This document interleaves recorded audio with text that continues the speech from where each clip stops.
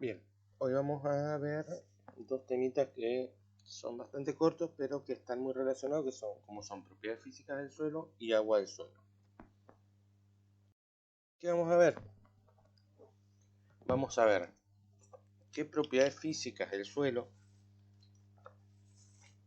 se relacionan con el contenido de agua del suelo o las formas en que se presenta el agua del suelo, cómo se clasifica el agua del suelo en cuanto a su movimiento y si está o no disponible para las plantas, cómo se expresa el contenido del agua del suelo, en qué unidades se expresa el contenido del agua del suelo. Luego vamos a ver algunas constantes hídricas del suelo que generalmente se calculan para diseñar los sistemas de riego. Entre las propiedades físicas relacionadas, la más importante es la textura. Como ustedes saben, cuando la roca madre se rompe, se degradó, se convirtió en regolito y ese regolito sufrió un proceso de transformación para transformarse en suelo. Ese suelo quedó conformado por diferentes tipos de partículas que venían de la roca madre. Nosotros podemos hablar de 4 tipos de partículas fundamentales, que son las gravas o arenas o ripio, le diríamos. Son partículas muy grandes que no nos interesan a la agricultura porque no se cultiva en este tipo de material. Y 3 tipos de tamaños de partículas que sí nos interesan, que son las arenas, los limos y las arcillas. La textura lo que nos vendría a decir es la proporción en que se encuentran cada uno de estos tamaños de partículas. Las arenas, los limos y las arcillas. Y es una proporción relativa porque está en relación al total del suelo. Bien, en cuanto a textura, encontramos que las arenas son partículas visibles a simple vista, entre 2,5 milímetros de diámetro. Una de las características es que son inertes tanto física como químicamente.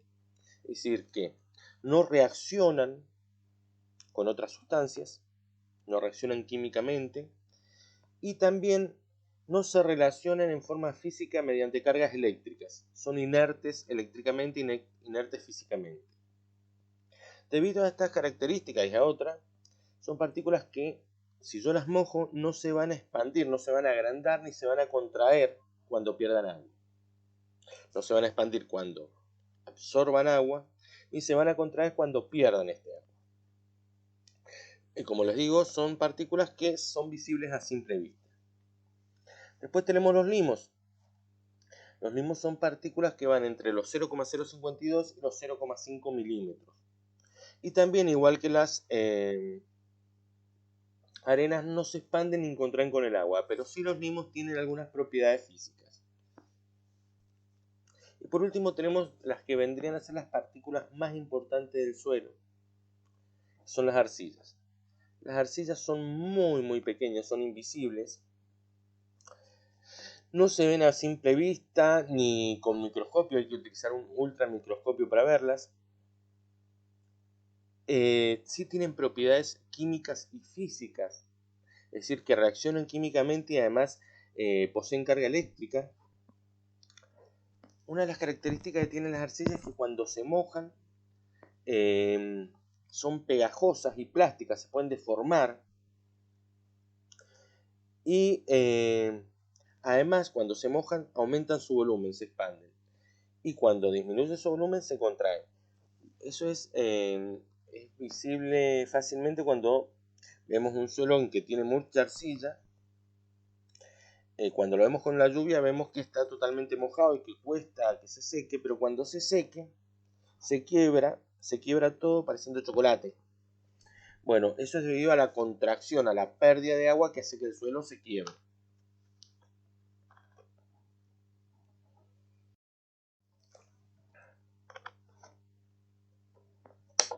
Nosotros podemos tener muchas combinaciones de estos 3 tipos de partículas por las cantidades. Y las diferentes combinaciones nos determinan algo que se denominan clases texturales. Las clases texturales son las diferentes combinaciones que se logran al combinar los 3 tipos de partículas. como vemos acá, y debido a las propiedades físicas y químicas que tienen las arcillas, la mayor parte de nuestros suelos o de los suelos de este triángulo tienen características influenciadas por la arcilla. Fíjense que la arcilla es casi la mitad de las propiedades del suelo. Según el contenido de cada uno de los tipos de partículas, voy a tener desde suelos arcillosos hasta suelos arenosos, arena, o suelos limosos y todas las combinaciones intermedias, franco arcilloso, franco arcillo limoso, franco arcillo arenoso. Pero fíjense que en el caso de la arcilla, ya con un 60% de arcilla, yo tengo un suelo arcilloso. En cambio, para tener un suelo arenoso, yo tengo que tener un 90% de arena. Y en el caso del limoso también, entre el 80 y el 90%. Fíjense la importancia de la arcilla, que con poca cantidad ya me genera un suelo con propiedades que se orientan hacia las propiedades de la arcilla. Y por eso tengo franco arcilloso, franco arcillo arenoso, franco arcillo limoso, arcillo limoso, arcillo arenoso. Tengo todo esto. Acá aparece un suelo que se denomina franco. ¿Qué es un suelo franco? Un suelo franco, es difícil encontrar suelos francos perfectos. Son los suelos en los que no predominan ni las propiedades de la arcilla, ni de la arena, ni del limo. Esto se denomina triángulo textural y es una forma gráfica de poder ver y calcular el tipo de suelo que yo tengo. ¿Por qué? Porque con dos determinaciones, arcilla y limo, o arcilla y arena, limo y arena, limo y arcilla, o arena y limo, yo puedo determinar cuál es mi tipo de suelo. Un ejemplo, si yo tuviera un 35% de arcilla y yo tengo un 40% de arena, esperen que le pongo el puntero.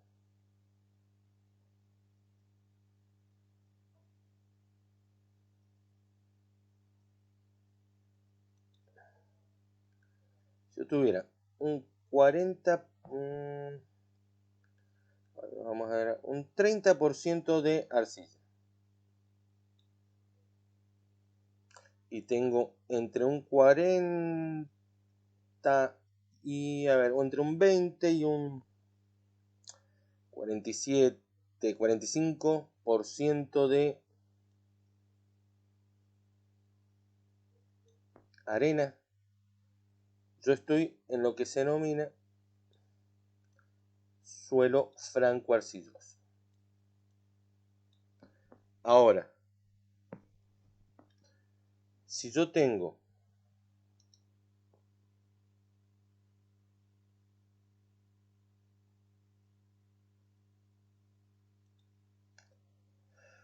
un 20% de arena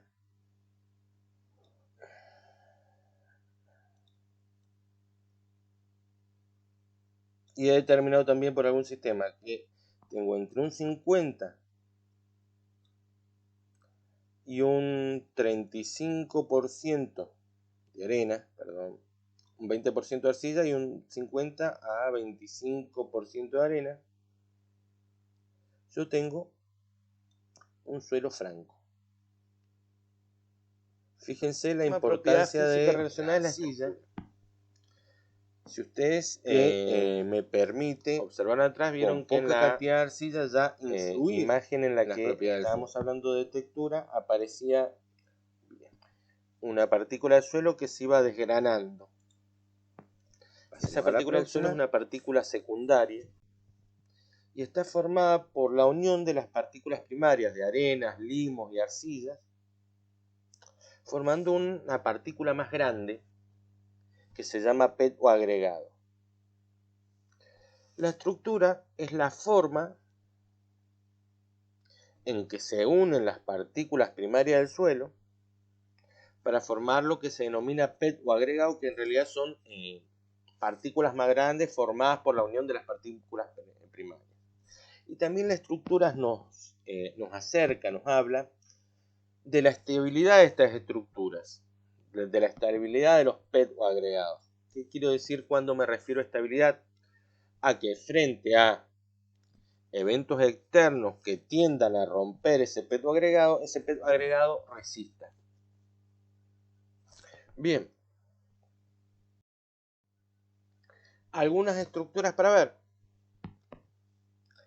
La estructura angular son PET formados por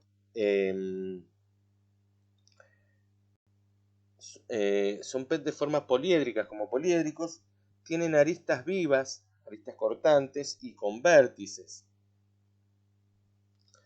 En el subangular, los vértices y las aristas se han gastado. Por eso dice que sin vértices y con aristas romas, ya no son en punta las aristas. En el caso de las prismáticas, que en las arcillas las vemos a veces, los bloques, los PET o agregados, se crecen en una dirección más que en otra. Generalmente crecen en forma vertical y observamos esas grandes columnas. ¿Qué otras tenemos? La estructura columnar son prismas con las caras superiores gastadas por las factores climáticas muy redondeadas y son muy raros. Y la estructura laminar, que es típica de las arcillas, es cuando las arcillas se disponen formando como una alfombra. Por eso dice, cuando los agregados se desarrollan más en las dos direcciones horizontales que en la vertical. Crecen en superficie, pero no en ancho o alto. Y esto está muy comprobado que entre una capa de arcilla, entre una capa laminar de arcilla y otra capa laminar, cuando llueve o se moja, se dispone agua. Y cuando nosotros vamos caminando y nos resbalamos ¿por qué? Porque nuestro pie, nuestra zapatilla, arranca una de las capas que está flotando sobre la otra capa. Y por eso nos resbalamos.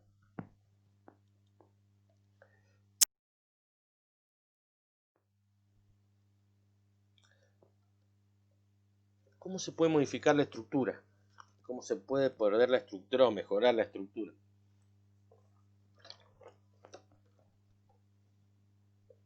Mejorar la estructura implica que las partículas del suelo permanezcan unidas. Las partículas primarias, las arenas, arcillas, limo. El pegamento natural de las partículas es la materia orgánica, los ácidos húmicos, fúlmicos, etc. Entonces, con el agregado de materia orgánica, yo puedo mejorar o mantener la estructura de mi suelo. Esto es fundamental cuando yo estoy trabajando con suelos arenosos, francoarenosos, que tienden a la arena como los suelos de nuestras zonas, en su mayoría. Porque, ¿se acuerdan que yo les decía que la arena era inerte química y físicamente? Las partículas en el suelo se unen entre sí por cargas eléctricas. Una carga positiva atrae a una carga negativa. Pero, si yo tengo un suelo predominantemente arenoso,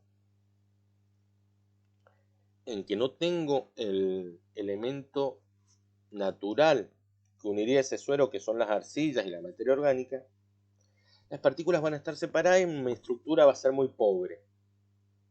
Y va a correr mucho más peligro que una estructura más consolidada.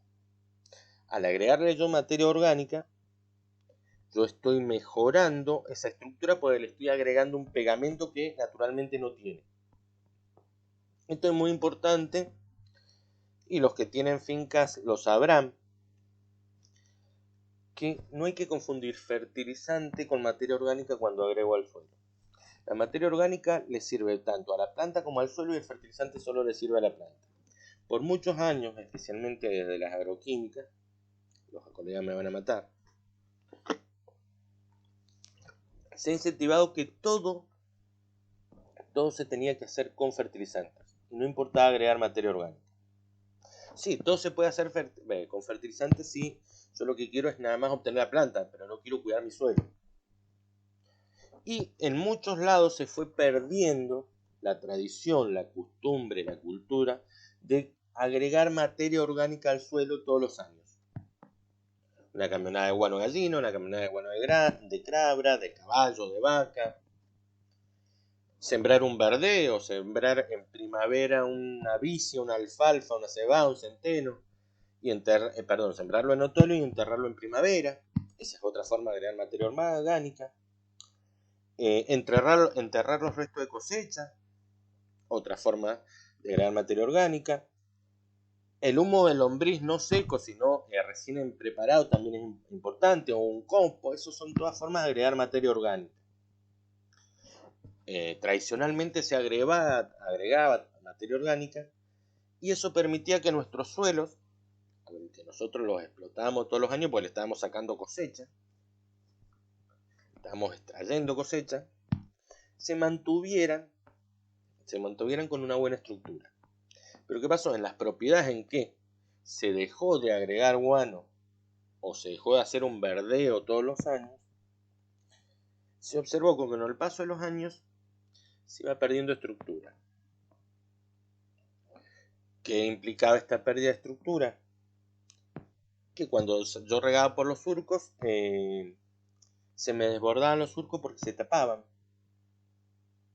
¿Por qué? Porque el agua, ya lo vamos a ver enseguida, me arrastraba las partículas del suelo porque eran más livianas, porque no estaban pegadas, formando partículas más grandes. Y así me generaba embanques. O los vientos muy fuertes me arrastraban parte del suelo. Eso es una pérdida de estructura. Y yo estoy en eso perdiendo el material más importante de mi suelo, de mi sistema productivo, que es el suelo. Si yo no tengo suelo no puedo cultivar. Si no puedo cultivar no puedo cosechar. Otra consecuencia era que los suelos, al perder la materia orgánica y no renovarla, desestructuraban, perdían la estructura. Y una característica importante de un suelo cuando pierde la estructura es que si uno lo comprime se apelmaza, se disminuye la distancia entre los poros. Es más, los poros se hacen más chiquitos. El ejemplo típico, agarren una botella y pongan bolitas chiquitas y bolitas grandes. Van a ver que los poros que quedan en las bolitas grandes son más grandes que los poros que quedan en las bolitas chiquitas. Esto mismo pasa en el suelo. El suelo, nosotros decimos que se compactaba, se hacía más masivo. ¿Qué implica esto? Que si yo regaba, al agua le costaba más entrar al suelo, porque los poros eran más pequeños. Además, el agua que entraba, a las raíces le costaba más sacarla. Le cuesta más sacarla, porque está más pegada a las partículas del suelo.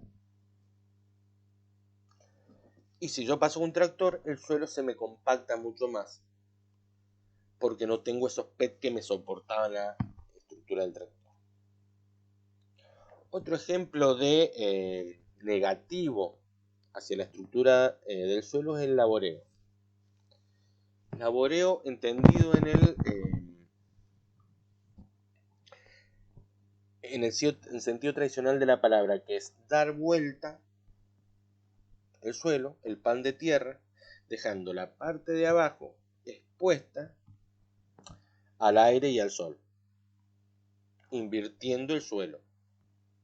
Bueno, ¿qué pasa con esto? La materia orgánica está por debajo del suelo los primeros centímetros. Cuando yo doy vuelta al pan de tierra, doy vuelta al suelo, toda esa materia orgánica queda a merced, queda a la vista de los factores climáticos, lluvia, temperatura, sol, viento, y se mineraliza, se degrada mucho más rápidamente y la voy perdiendo.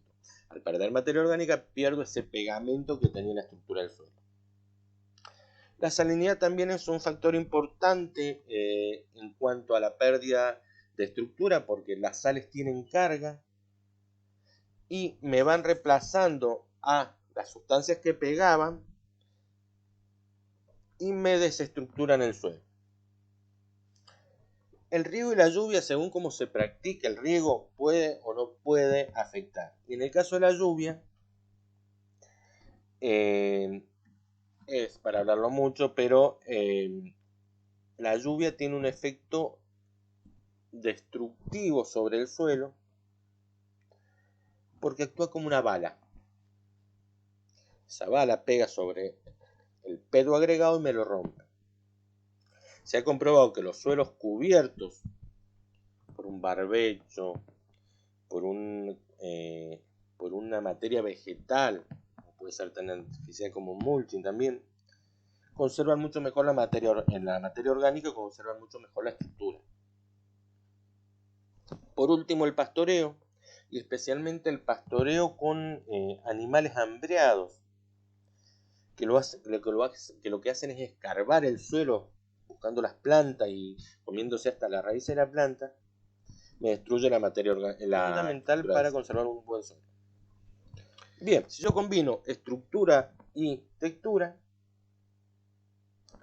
encuentro que entre las partículas primarias, entre las partículas secundarias del suelo, me quedan espacios vacíos que pueden estar llenos de agua o llenos de aire. Esos espacios vacíos se denominan poros.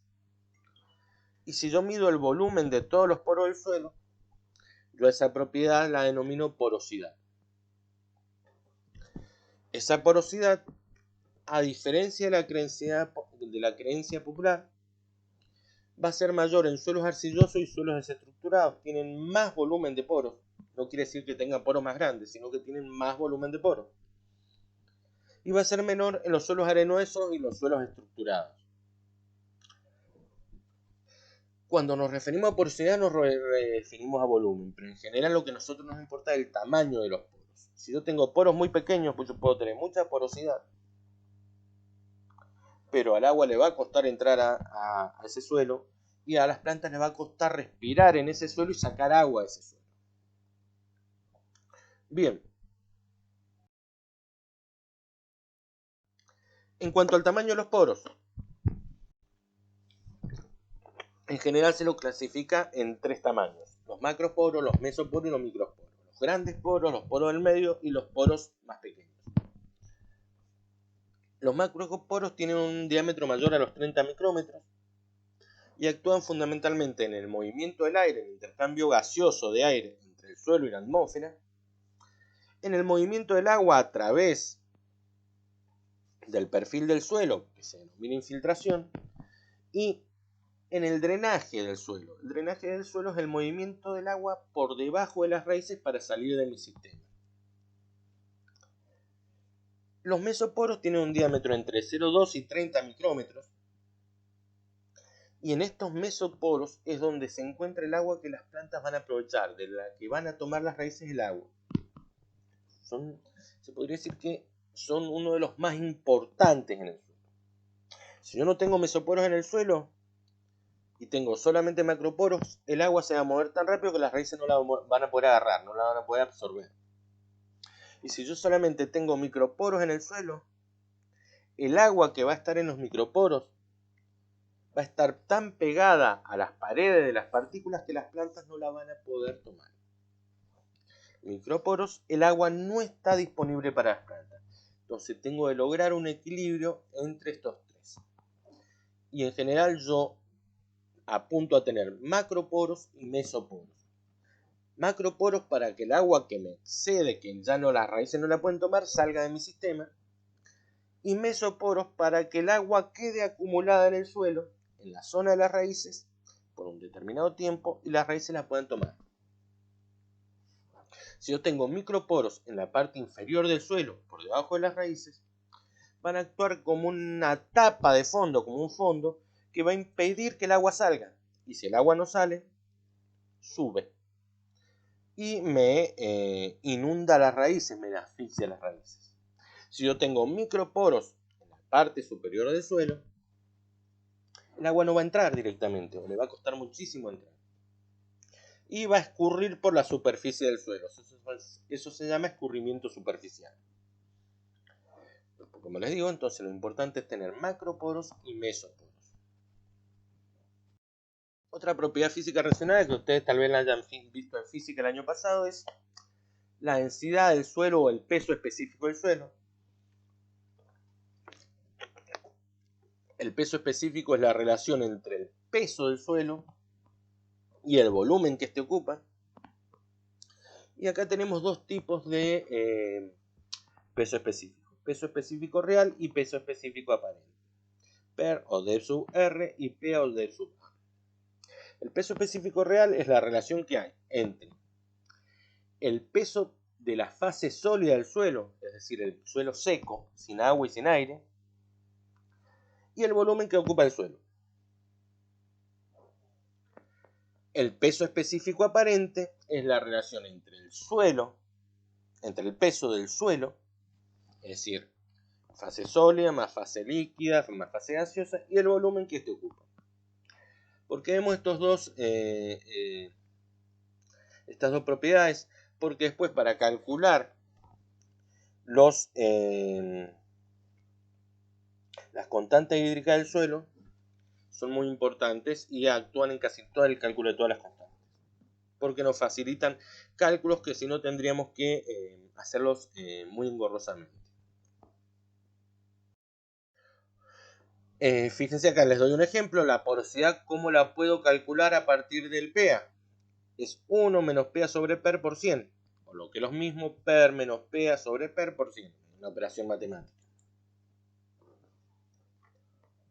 Un ejemplo, un suelo franco tiene un PER de 2,65 y un PA de 1,40. La porosidad sería del 47%. ¿Qué me indica ese 47%? Que un 47% del volumen de suelo está ocupado por poros. Es decir, que el suelo tiene un 53% de fase sólida y un 47% de espacios vacíos que pueden estar ocupados por aire o por agua. Fíjense que si no, yo para calcular la porosidad tendría que, o para determinar la porosidad tendría que haber hecho algunos experimentos muy engorrosos para saber cuántos espacios vacíos tiene el suelo. En cambio, con una operación de laboratorio simple como es tomar una muestra de suelo, pesarla, medir su volumen, después secarla y volver a pesarla, puedo calcular el PER y el PA y a partir del PER y el PA puedo calcular la porosidad. Vamos a la clasificación del agua del suelo. El agua del suelo se clasifica en dos grandes grupos. El agua combinada y el agua libre. El agua combinada es la que se encuentra formando parte o dentro de las partículas del suelo. Sí, hay partículas del suelo que tienen túneles, están medianamente huecas y el agua se mete dentro de esas partículas. O forma parte de la estructura química de las partículas. Ejemplo, el yeso, el sulfato de... el yeso, que es sulfato de calcio pentahidratado. El sulfato de calcio rodeado de 7 moléculas de agua que están unidas a él químicamente. Bueno, este agua se denomina agua combinada. Está en el suelo, pero las plantas no las pueden usar.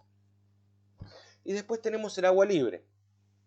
El agua libre es la que se encuentra en los poros del suelo y no está ni combinada ni formando parte de las partículas. Parte de este agua libre puede ser utilizada por las plantas. Como yo les decía recién, agua combinada químicamente se encuentra dentro de la arcilla formando parte de la fórmula química en distintas sales y también combinada físicamente. El agua combinada físicamente se encuentra pegada, absorbida a la superficie de las partículas, fundamentalmente de las arcillas, formando una finísima planta. Estas aguas, tanto la combinada químicamente como la combinada físicamente, no le sirven a las plantas, es inútil. Y después tenemos el agua libre, que se clasifica en móvil capilar, móvil gravitante o inmóvil. La móvil capilar es la que se mueve y nosotros la encontramos en los mesoporos. Este agua es útil para las plantas. ¿Por qué? Porque es donde pueden las plantas tomar. También tenemos otra agua que se mueve, que es la móvil gravitante. La móvil gravitante se mueve por su propio peso, en los grandes poros, en los macroporos. Pero ¿qué pasa? Se mueve tan rápido que las raíces pueden aprovechar muy poco de este agua. Es parcialmente útil para las plantas. Un poco puede ser utilizada, pero pasa rápidamente por esos poros. Y por último tenemos el agua inmóvil. El agua inmóvil es la que se encuentra en los microporos. Está retenida en esos microporos y para las plantas no les sirve, es inútil. Está en el suelo, pero no les sirve. Es el caso de un suelo arcilloso. El suelo arcilloso tiene una abundancia de microporos. Fundamentalmente tiene muchísimos microporos. El agua que está en ese suelo es muy difícil de sacar por las plantas. Pueden sacar un poquito, pero muy poco. Y la mayor cantidad del agua que tiene el suelo arcilloso es inútil para las plantas. ¿Cómo sé cuáles son las unidades en que yo expreso el agua del suelo? Van a encontrar muchas unidades, pero las dos más comunes son el contenido gravimétrico y el contenido volumétrico. El contenido gravimétrico son los gramos de agua en 100 gramos de suelo. Y se expresa gramos por 100 gramos. O directamente con el porcentaje. Y, entre paréntesis, P. Chiquita. El contenido volumétrico es centímetros cúbicos de agua en 100 centímetros cúbicos de suelo. Y se expresa centímetros cúbicos por 100 centímetros cúbicos o solamente el porcentaje y entre paréntesis una B corta chiquita. A partir de estos contenidos es que yo determino algunas constantes hídricas del suelo según la cantidad de agua que tenga el suelo. Y lo bueno es que la puedo calcular, esas constantes hídricas. Y tenemos la capacidad de campo. La capacidad de campo es la cantidad de agua que queda en el suelo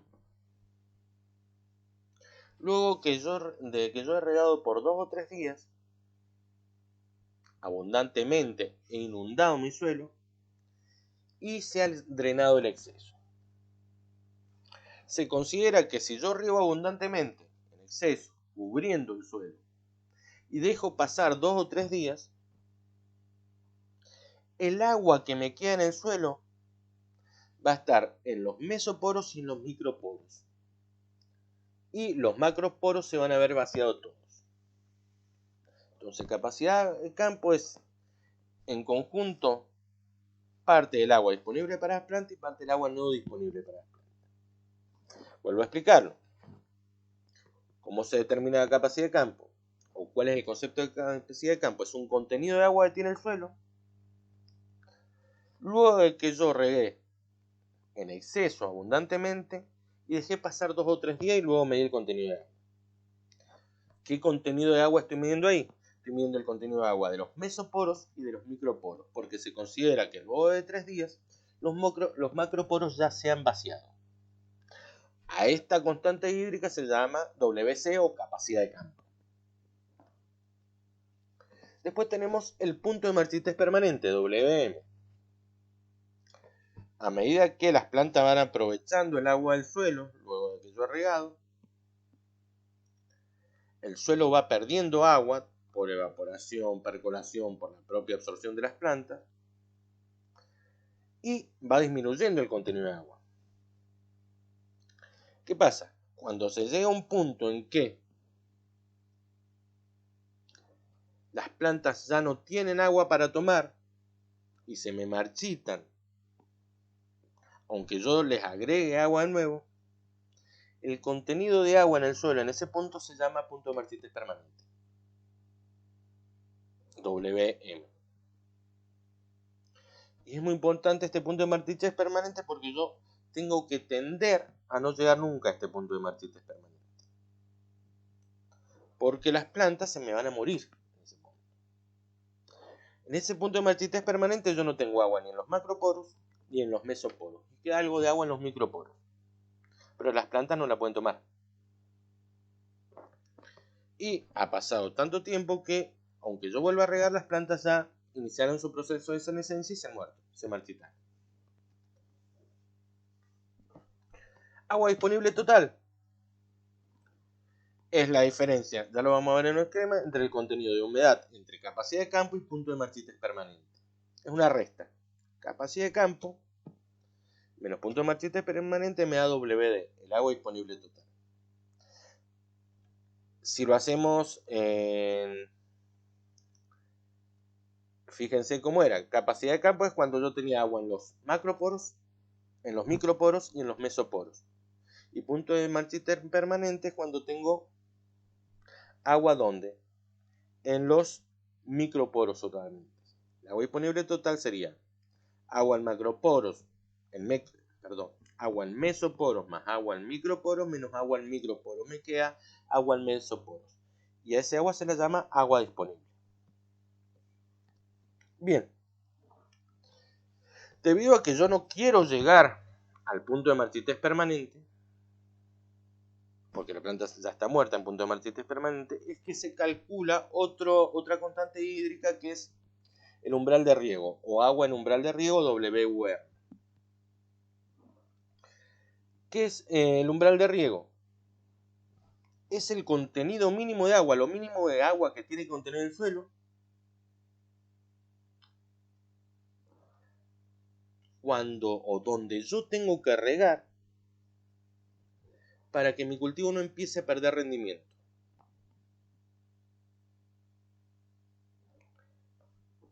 Explicándolo de otra forma. Yo voy midiendo el contenido de agua del suelo y llega un momento a una medida de contenido de agua del suelo que si yo no vuelvo a regar, no es que mi planta se va a morir, sino que en vez de producir 50 kilos va a producir 20 kilos. Y si sigo sin regar va a ir disminuyendo su producción en kilos hasta que muera, hasta que llegue a punto de marchitez permanente. Es una constante hídrica que se creó para no llegar a la muerte de la planta y para saber cuándo tengo que regar si no quiero perder rendimientos. Este umbral de riego en general es un 40% del contenido de humedad en capacidad de campo. Capacidad de campo por 0,40. Vamos a verlo con algunos esquemas. Suelo saturado. Suelo saturado quiere decir que tiene todas las partículas del suelo, todos los poros del suelo llenos de agua. Lo podemos ejemplificar con este tanque lleno de agua. Está totalmente lleno de agua. Sería este momento, el primer momento, si yo midiera luego de haber regado en abundancia. A las 2 o 3 horas de haber regado en abundancia, yo mido y todos los poros del suelo van a estar llenos de agua.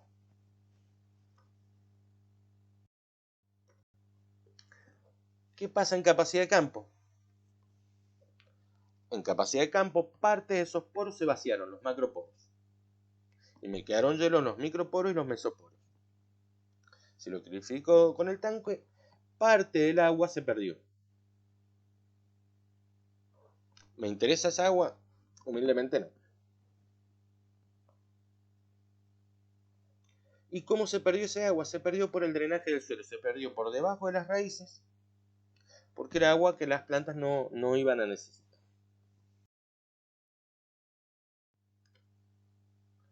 Pasamos a punto de marchitez permanente.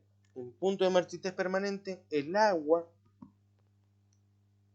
que queda en el suelo solo me queda en los microporos y pegada, unida, absorbida a las partículas del suelo.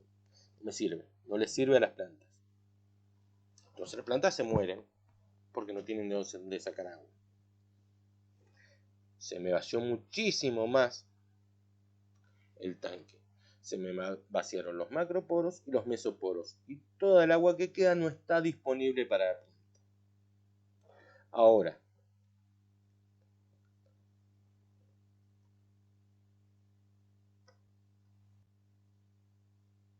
la diferencia entre punto de marchitez y capacidad de campo, entre capacidad de campo y punto de marchitez, se denomina agua disponible total. Y la vamos a diferenciar de otra que es agua fácilmente disponible, que ya la vamos a ver cuando veamos el cálculo de las constantes hídricas, en que el agua fácilmente disponible es el agua que se encuentra. Es parte del agua disponible total, es el agua que se encuentra entre capacidad de campo y umbral de riego. Y esa agua se la denomina fácilmente disponible. Vemos el otro tanque, agua inútil, no sirve.